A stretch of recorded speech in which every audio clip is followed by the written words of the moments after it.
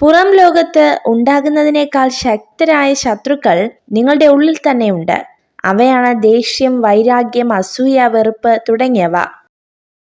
നിങ്ങളുടെ ജീവിതത്തിന്റെ ശോഭയുള്ള ഭാഗത്ത് നിങ്ങൾ ശ്രദ്ധ കേന്ദ്രീകരിക്കുമ്പോൾ ഇരുണ്ട വശം സ്വയം അപ്രതീക്ഷിതമാകും. നിങ്ങൾക്ക് വേഗം പോകണമെങ്കിൽ ഒറ്റയ്ക്ക് നടക്കണം. നിങ്ങൾക്ക് വളരെ ദൂരം പോകണമെങ്കിൽ കൂട്ടത്തിൽ നടക്കണം. സുഹൃത്തുക്കളാകാൻ ആഗ്രഹിക്കുന്നത് എളുപ്പമുള്ള കാര്യമാണ്. എന്നാൽ സൗഹൃദം പതുക്കെ പാകമാകുന്ന ഫലമാണ്. നിങ്ങൾ കേൾക്കുന്ന എല്ലാ കാര്യങ്ങളും വിശ്വസിക്കരുത്. ഏതൊരു കഥയ്ക്കും 3 വശങ്ങളുണ്ട്. 1 അവരുടെ ഭാഗത്തു നിന്നുള്ള കഥ, 2 നിങ്ങളുടെ കഥ, 3 യഥാർത്ഥ സത്യം.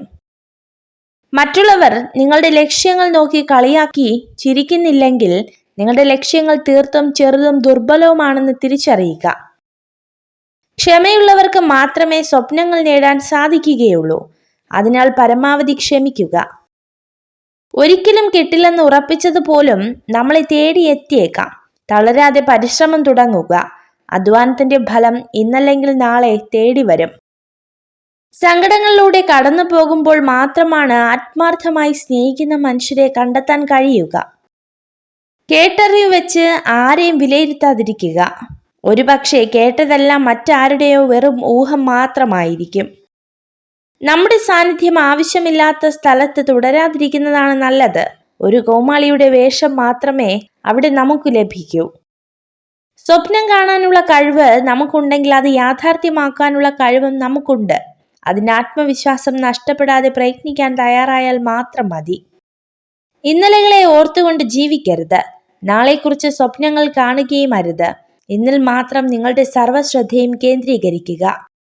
ജീവിതത്തിൽ അഭിനയിക്കാൻ പഠിച്ചില്ലെങ്കിലും അഭിനയിക്കുന്നവരെ തിരിച്ചറിയാൻ പഠിക്കണം. ഇല്ലെങ്കിൽ തോറ്റുപോകും. വിലയറിയാതെ നഷ്ടപ്പെടുത്തിയ പലതും വിലയുള്ളതായിരുന്നു എന്ന് മനസ്സിലാക്കുന്നത് അവ നഷ്ടപ്പെട്ട ശേഷമായിരിക്കും. ചിലർ ആലിപ്പഴങ്ങൾ പോലെയാണ്. നനച്ചിരിക്കാതെ കൈവെള്ളയിൽ വീണ് കൊതിപ്പിക്കും. കൈപ്പിടിയിൽ ഒതുങ്ങിയെന്ന് തോന്നുമ്പോൾ അലിഞ്ഞു തീരുകയും ചെയ്യും. ശക്തനായ ശത്രുവിനെ തിരിച്ചറിഞ്ഞാൽ നിങ്ങൾ ജയിച്ചെന്ന് വരാം. പക്ഷെ ചതിയനായ മിത്രത്തെ തിരിച്ചറിഞ്ഞില്ലെങ്കിൽ ഉറപ്പായും തോറ്റുപോകും. സ്ത്രീകൾക്ക് പുരുഷനെ മാനസികമായി കീഴ്പ്പെടുത്താൻ വെറും 2 കാര്യങ്ങൾ മതി. 1 അവളുടെ കണ്ണുനീർ, 2 സൗന്ദര്യം. അർഹതയില്ലാത്ത ഒന്നിനെയും മതിമറന്ന് സ്നേഹിക്കരുത്. അത് നമുക്ക് എന്നും വേദന മാത്രമേ സമ്മാനിക്കൂ. നിങ്ങൾ ഈ വീഡിയോ കണ്ടതിന് നന്ദി. ഇതുപോലുള്ള കൂടുതൽ വീഡിയോകൾക്കായി ചാനൽ സബ്സ്ക്രൈബ് ചെയ്യൂ.